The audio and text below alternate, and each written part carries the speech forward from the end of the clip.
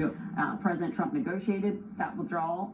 Sure. The execution, you've been very critical of, is very chaotic under President Biden. But let's look at what you could do if you're in office. There are about 80,000 or so Afghans who were left behind, many of whom worked for the United States. Does America owe them? Should you bring them here?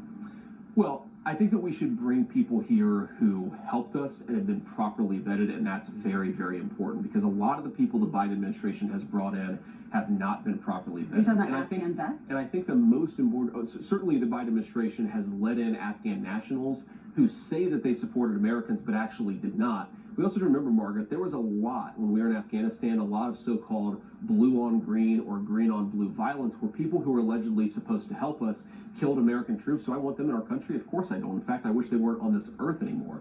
So we have to be careful about who we let into this country. I'm talking about people who worked alongside United States service people and if they're on the ground in Afghanistan. And if they're properly vetted, I think that we should help them. Some of them don't want to come here, by the way, Margaret. Some of them would like us to give them safety in another country. I ask you that because President Trump said a few days ago he'll suspend refugee admissions to the United States. Exactly, because we're not properly... But you're saying not in this case. No, absolutely I'm saying in this case, Margaret, because we're not properly vetting the people that are being let in through these refugee programs. What President Trump said is very important. You cannot show up at an American consulate and say, I help the Americans, go let me into America because I'm a refugee. That's not how the process works, you know that. It very often is how the process works, Margaret. The Biden administration has been scandalous in not properly vetting these people. Donald Trump is exactly right. And again, just because they helped us, allegedly, doesn't mean you have to let them come to Pittsburgh, Pennsylvania. Maybe some of them should go to other countries. Maybe we should help some of them in their own country.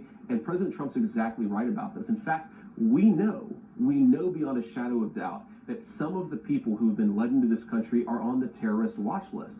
That is disgraceful. I think now you're conflating a few different things. You are now talking about people who have come in through the southern border versus people who were vetted and worked with U.S. intelligence. We've certainly let in people through refugee resettlement who should not be in this country.